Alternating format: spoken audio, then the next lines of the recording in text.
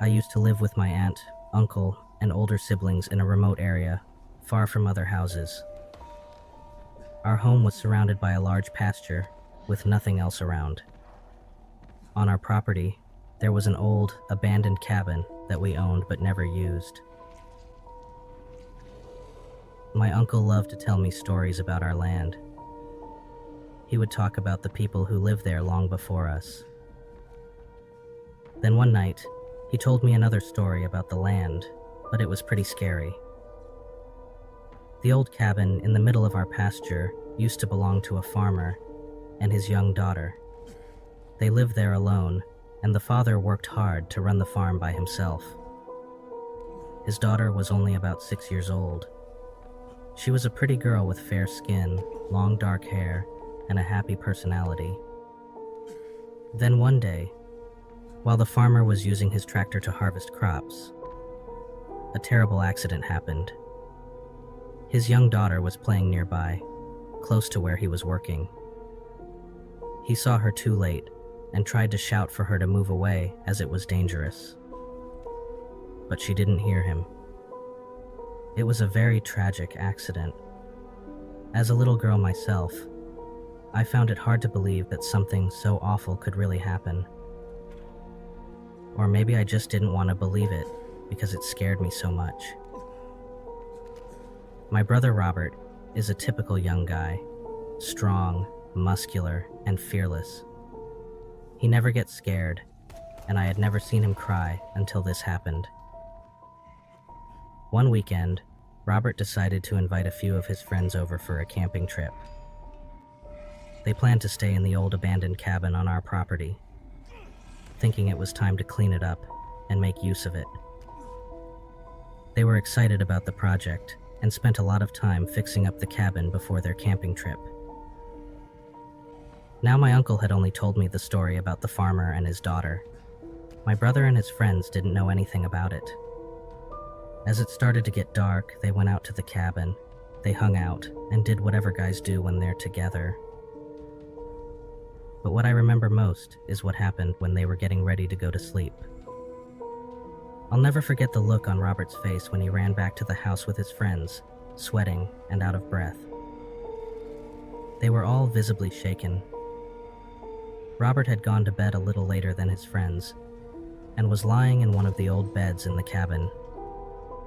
In the middle of the night, he woke up because he thought he heard someone crying, and then faint screams coming from outside.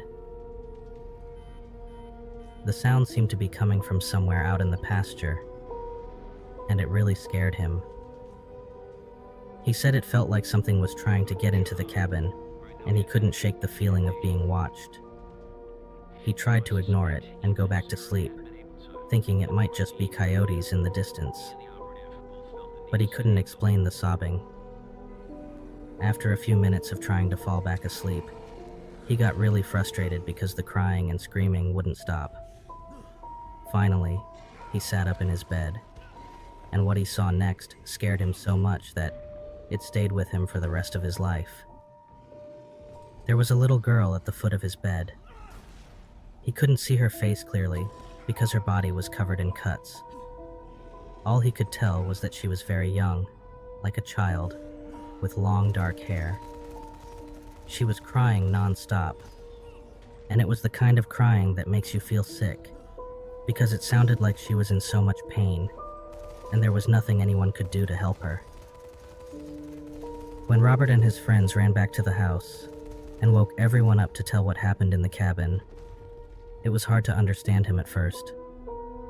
My brother Robert was actually crying, which had never happened before, and my aunt tried to comfort him. His friends were with him, but they didn't say anything. It wasn't until the next day that I told my brother about the story of the farmer and his daughter that my uncle had told me. The old cabin has been burned down for several years now, so maybe the farmer's daughter can finally rest in peace.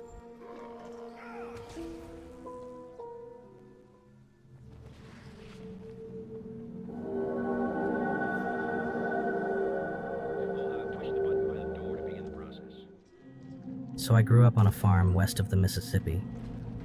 My brother, who's 3 years younger than me, and I both experienced something strange when we were kids. Our farm was huge, with thousands of acres mainly dedicated to growing corn. When the corn was fully grown, the fields seemed endless. On days when we weren't busy with chores, my brother and I would explore the tall, rustling stalks. But most of the time, we stayed close to the house, but every once in a while, we would venture deep into the cornfields to explore. The tall corn stalks made it feel like we were in a huge green jungle, and we always found something interesting, whether it was a secret spot or an animal. I have so many good memories from those days. Anyway, on one particular day, we decided to go exploring again. But this time, we were trying to reach a creek that flowed along the far edge of our farm, which was a place we rarely visited because it was so far from the house. We had been to the creek a few times before, and the cool, refreshing water made the long walk worth it, especially on hot summer days. As we got closer, we were just walking and chatting when, out of nowhere, we stepped out of the thick corn into a clearing. This open space was about 40 or 50 feet wide, surrounded by tall corn on all sides. It felt strange because clearings like this weren't supposed to be in the middle of a cornfield.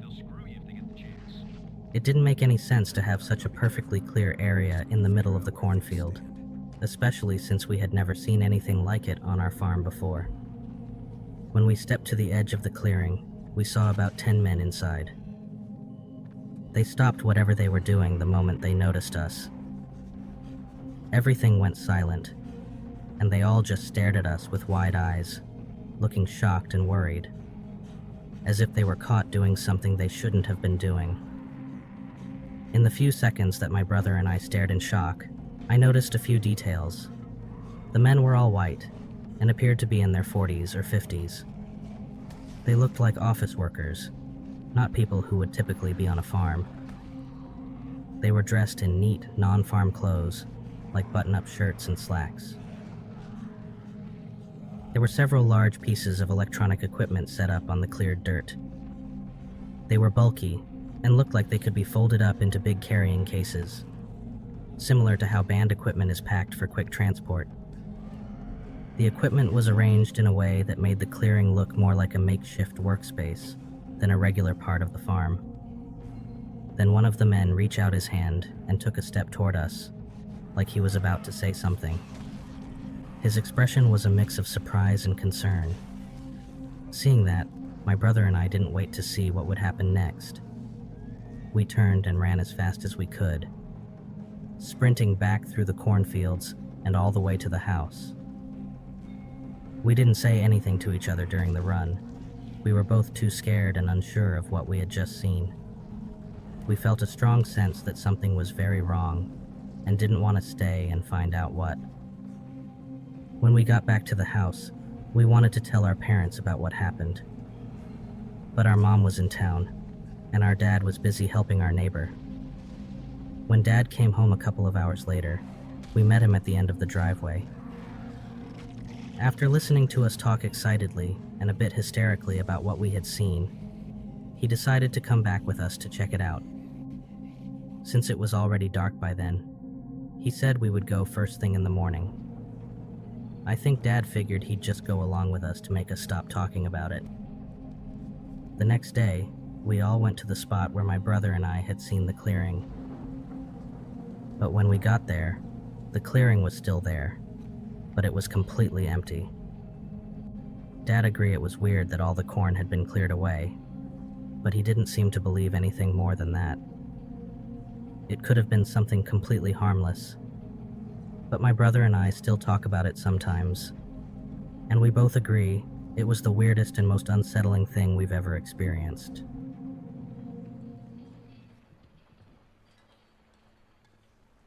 This looks pretty comfortable.